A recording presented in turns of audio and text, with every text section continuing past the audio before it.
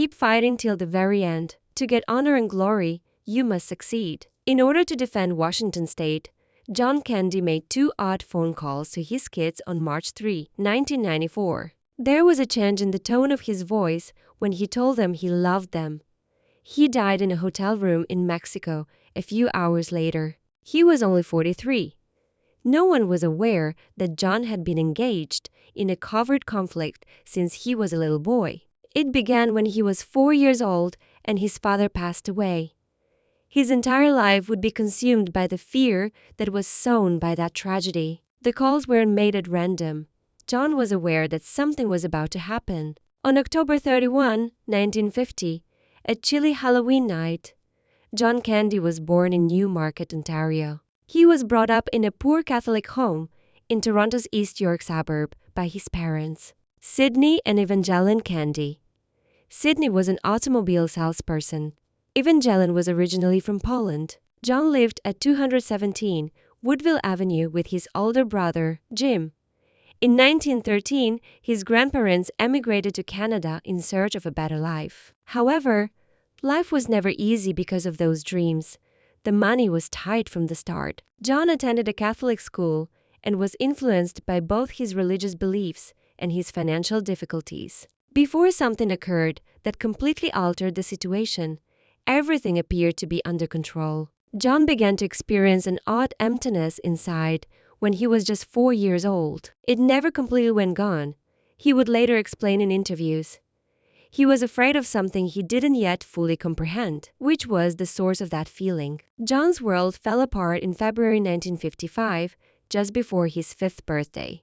Sydney, his father, passed away unexpectedly following a heart attack. He was only 35. Sydney, who served with the 48th Highlanders and suffered from night sweats and work issues after the war, had heart disease troubles, which doctors believed were exacerbated by the stress he carried after serving in World War II.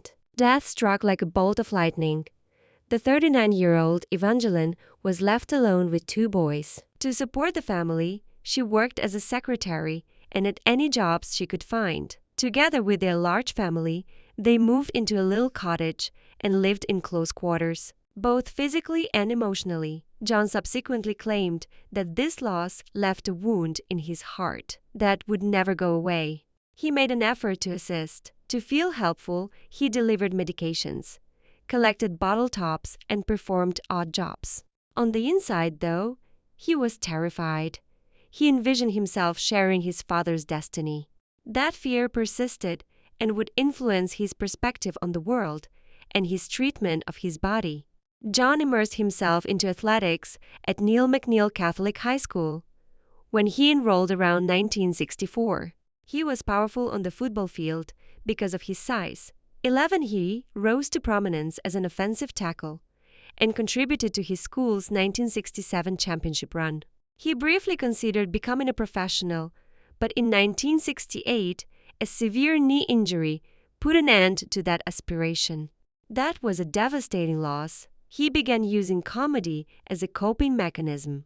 He would make jokes, act out scenes from movies at home, and use comedy to cover up his suffering. Classmates perceived him as the huge, quiet person who kept things to himself, even though he was in student council and played clarinet in the band. He suffered from heart attack nightmares. Too many deaths had already been witnessed for him to feel secure. The humor that people would later adore was molded by these adolescent years. But rather than joy, that humor was rooted in grief. The family traveled around a lot when his father passed away in 1955. They had already moved at least 3 times by 1960. John's sense that nothing was stable grew with each relocation.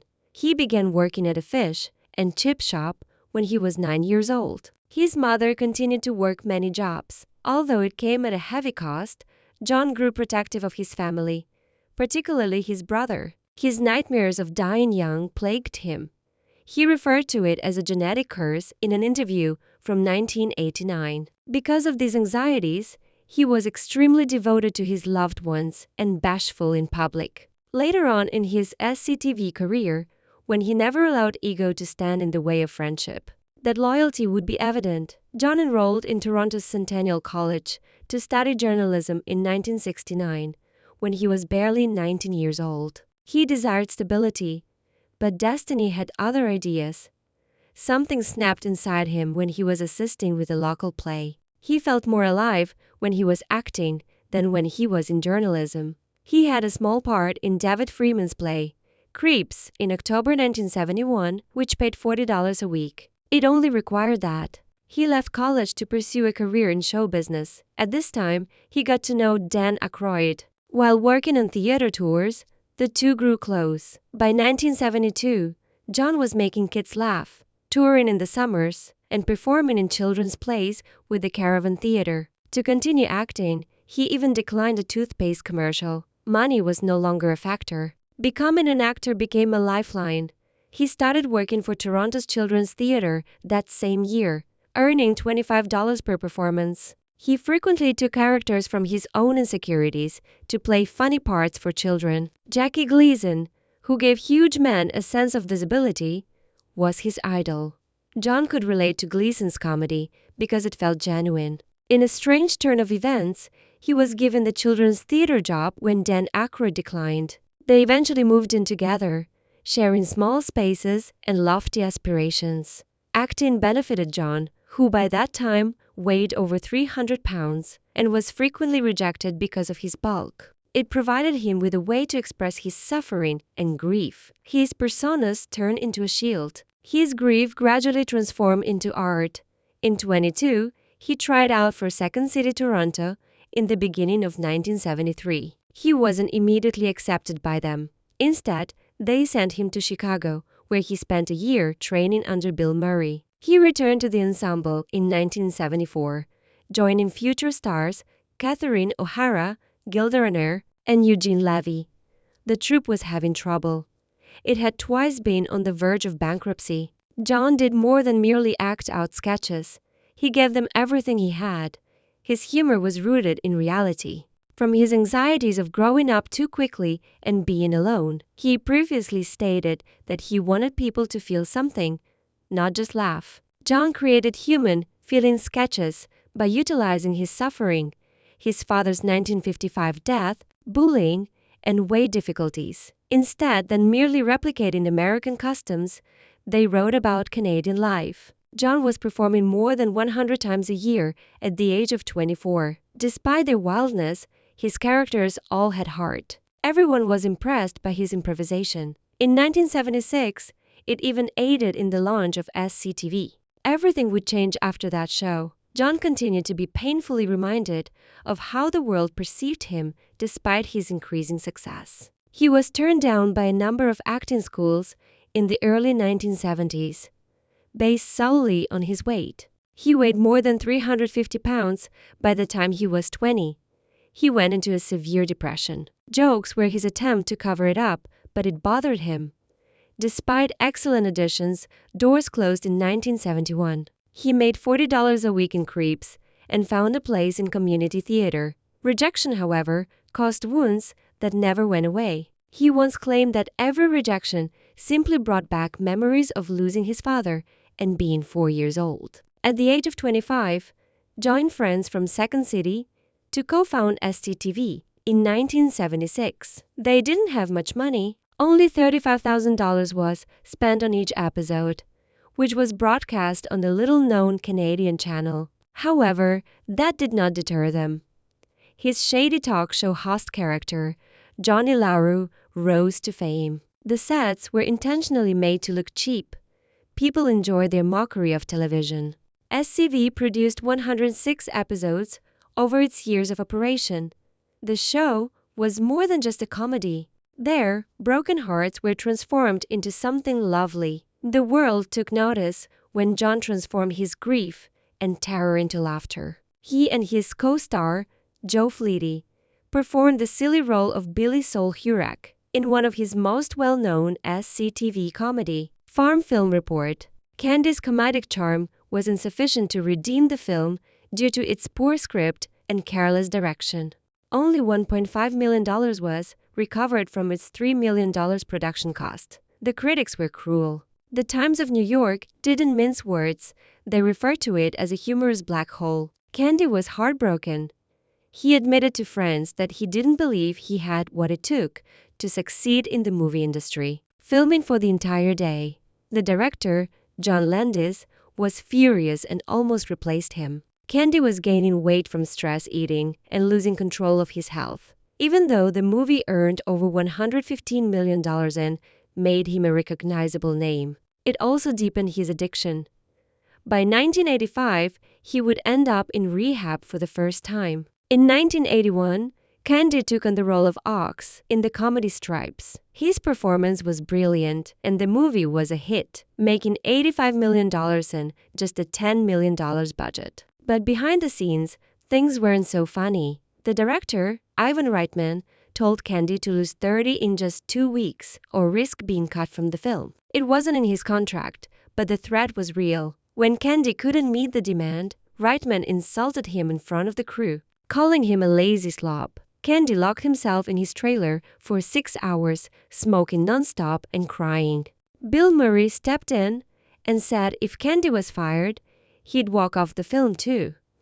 That loyalty saved Ken's role, but the emotional damage was done. He tried a crash diet afterward and lost 15 laps, but it caused heart palpitations. That same heart would fail him in 1994, taking his life at just 43. That same year, Candy lent his voice to the animated film Heavy Metal. He was alone in a sound booth in Toronto on July 15th when he suddenly felt his chest tighten. He collapsed, panicked, thinking he was having a heart attack. Medics had to give him oxygen, and production stopped for 2 days. He had been requested to perform 50 voices in one session, but he was weary, hardly sleeping 3 hours a night.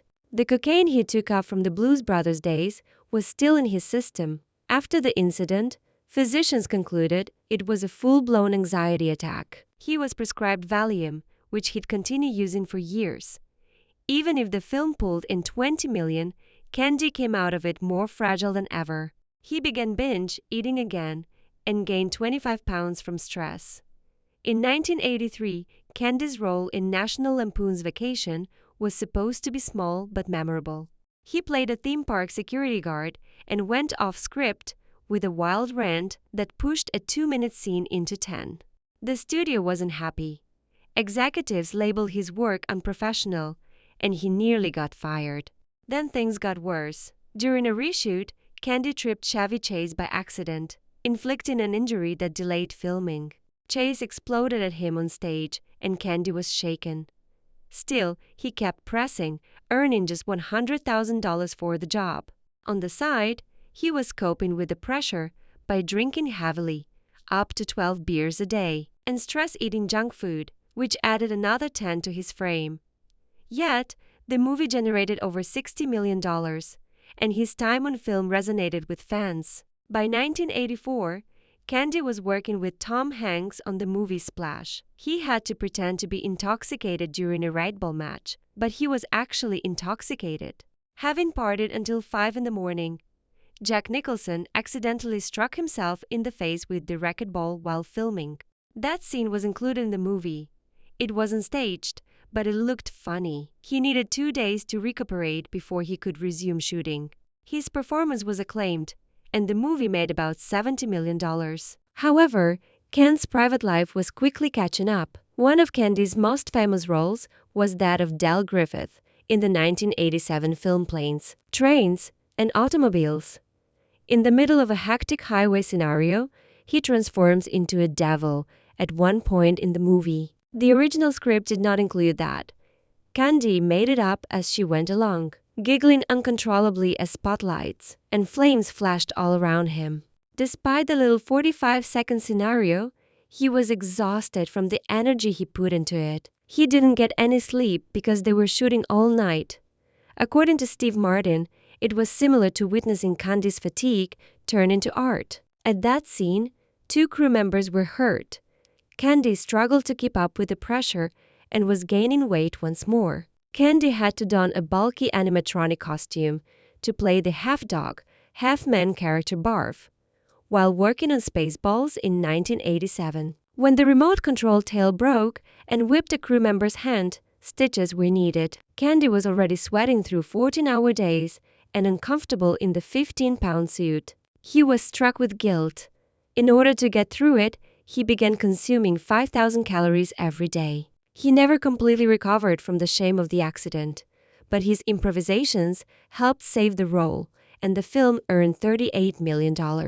Candy made a single appearance as the parking Gus Polinski in the 1990s Home Alone. He improvised the entire event, and it was filmed around 4:30 in the morning, following a grueling 23-hour workday. For it, he only received $414. The film brought in $476 million. He continued to be dissatisfied with his low pay years later. He brought up the insult once more to the director on the set of Only the Lonely in 1991. It served as a reminder of how his generosity was occasionally taken for granted in Hollywood. In the 1993 film Cool Runnings, Candy portrayed a humiliated coach attempting to turn his life around. Before filming, he shed 50 pounds with a strict liquid diet. His father and grandpa had both died of heart attacks, and he didn't want to follow them. But the pressure of constant rewrites and the stress of filming forced him to gain the weight again. By March 1994, during the shooting of Wagons East, he had reduced 66 lbs again, but it wasn't enough. He died of a heart attack in his sleep at just 43. In Only the Lonely, Candy went into a romantic lead role for the first time. The story hit near to home. He played a Chicago police officer who was caught between his mother and love. After his father passed away while he was just 5 years old, Candy's own mother had become too protective. The film, which debuted at $6 million in May 1991, performed poorly, earning a total of $21.8 million. He was deeply affected by the failure. He began to gain weight and fell into sadness once more. He admitted to his buddies that he wasn't sure he could manage the emotional strain of significant parts. He portrayed a soap opera writer who becomes ensnared in his own made-up universe in Delirious that same year. Fat jokes in the script caused him to argue with the director during production. Because of his weight, Candy felt extremely insecure and he left the set. He had experienced bullying as a child and had never forgotten the feeling. The movie only made $5.5 million, despite costing $18 million to make. Critics detested it. His distaste for comedy that made fun of his stature grew as a result of that encounter.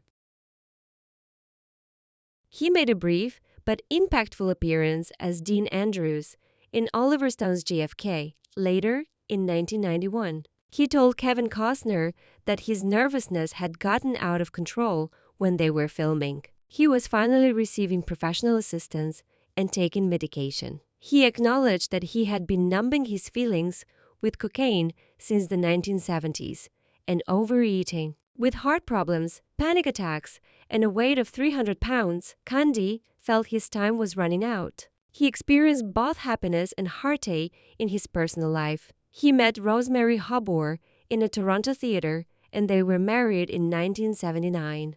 Jennifer and Christopher were born in 1980 and 1984, respectively. However, he was frequently abroad for months due to his film commitments. Jennifer's first steps were missed by him. He wrote her letters he never mailed, apologizing and calling himself an unseen parent. The remorse never left him.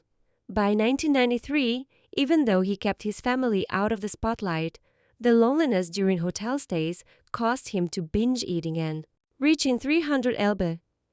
He also took a gamble on a cherished desire. In 1991, Candy acquired a share in the Toronto Argonauts football club with Wayne Gretzky and Bruce McEwen. He poured his all into it, attending games, delivering pep talks, and even producing promos. However, the team was sold in 1994 without his consent. He was devastated by that betrayal. He took more than 20 shots every night for 2 days in a row while he was in Mexico. He sobbed as he called pals, claiming that it was worse than a divorce. His weight skyrocketed to 350 pounds as a result of that inner anguish. He referred to the team's selling as child loss. when John Candy was still performing with Toronto's Second City Comedy Group in 1971. He began to struggle with cocaine.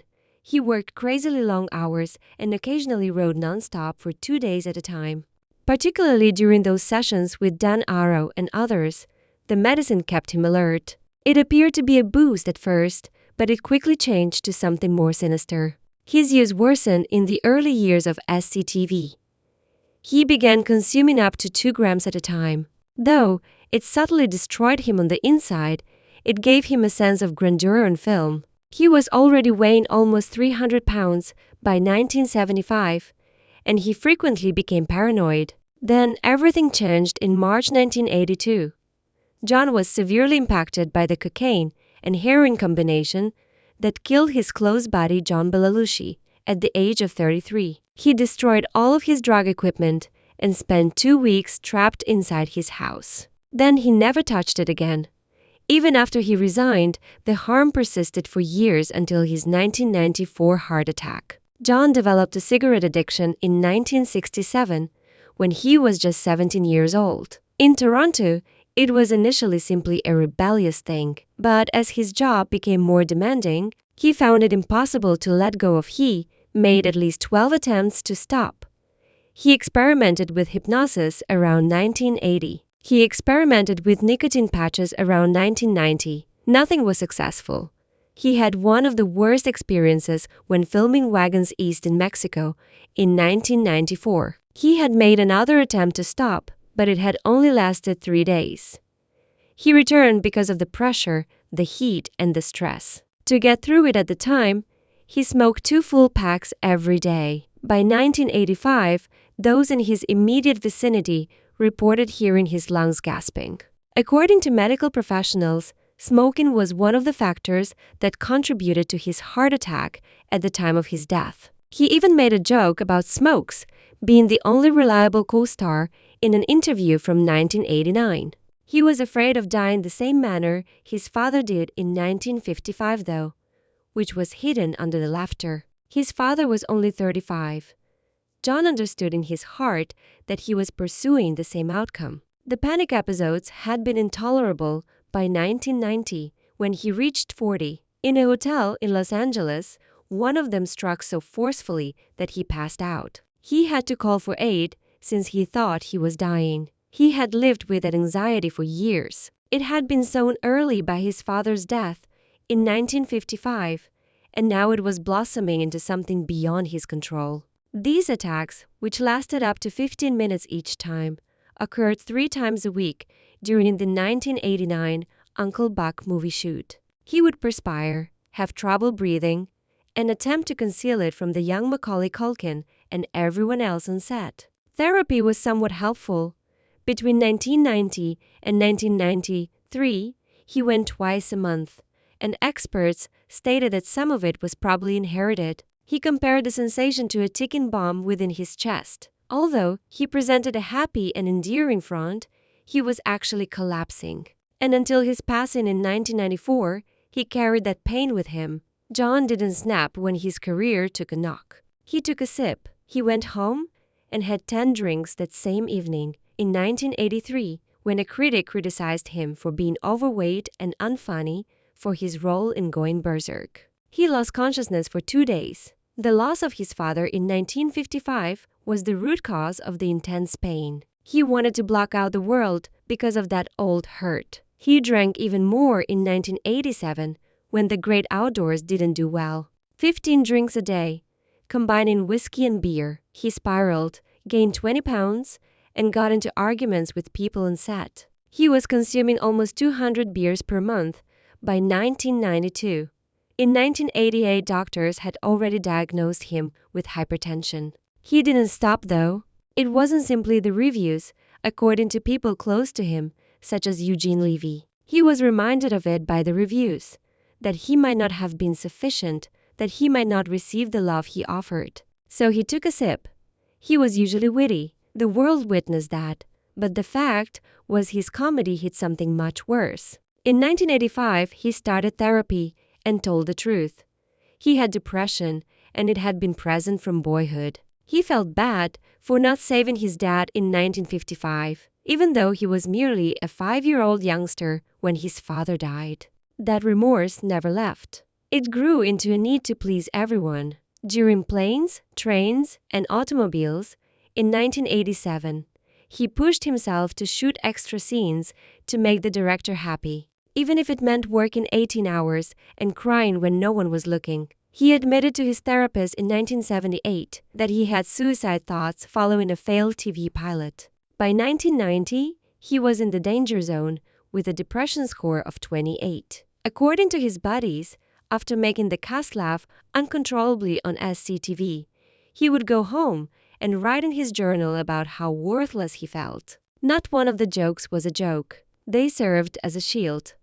John's health started to deteriorate over time in ways that were impossible to ignore. He passed away from a heart attack in his sleep on March 4, 1994, while filming Wagons East in Durango, Mexico. He was only 43. Since the age of 17, he had been a smoker for 26 years. He never completely let it go. It was exacerbated by the fat. Nothing but hardship and hard times, such in the aftermath of the 1991 tragedy. He would continue to eat. When the Toronto Argonauts lost in 1993, he drank tequila for 2 days. All of the tension and emotional outbursts added up. According to others, he also suffered from sleep apnea, which caused his heart to beat more forcefully each night. Later, one startling revelation was revealed. Even though he was utilizing a sleep machine on set, he continued to smuggle meals at night. It was confirmed by the autopsy. He occasionally weighed over 375 pounds. He fought his weight for the rest of his life. It was never stable. It was 275 in certain years. It was far above 375 at other instances. It usually increased when his feelings decreased. He attempted the Pritikin diet in 1984, but his inability to avoid pastries persisted. He shed 50 pounds in 1989. However, the weight returned immediately following the 1991 failure, which was nothing but trouble. He returned at 330 by 1992. According to friends, he ate when he was depressed or nervous. When he was scheduled to attend the 1992 Genie Awards, their promotional slogan read, "We got the biggest star we could find." He brought exercise equipment to Planes, Trains, and Automobiles, but he never used it since he was so ashamed that he didn't show up. He employed a Wagons East trainer in his last months, but he continued to covertly overindulge in soda and confectionery. He wanted to be healthy, according to his children, but he was addicted to food like cocaine and cigarettes. On March 4, 1994, the news was devastating. John Candy was no longer there. Far from home in Mexico, he passed away in his sleep by himself. Years of harm were revealed during the autopsy. The 1980s cocaine, the constant smoking, the eating, and the drinking. He had stopped using narcotics years before, but the harm had already been done. He once lost 2 entire days due to a prolonged cocaine binge in the 1980s. He gave that up in the A9s. He didn't slow down though. Stress, pizza, and junk food all continued to accumulate. After a shot, he once ate an entire pizza by himself. Additionally, he disregarded doctors' orders to halt. He made 2 phone calls on the evening of March 3rd, shortly before he passed away. One to his 14-year-old daughter Jennifer, and one to his 10-year-old son Christopher. He declared his affection for them. However, there was a change in his voice, like if he knew. He had been working tough 16-hour days, and he had previously told acquaintances that he feared dying young, just like his father did in 1955 at the age of 35. Later that night, he told the hotel watchman, "I'm so tired. All I want to do is go home." And now he appeared to have succumbed to terror.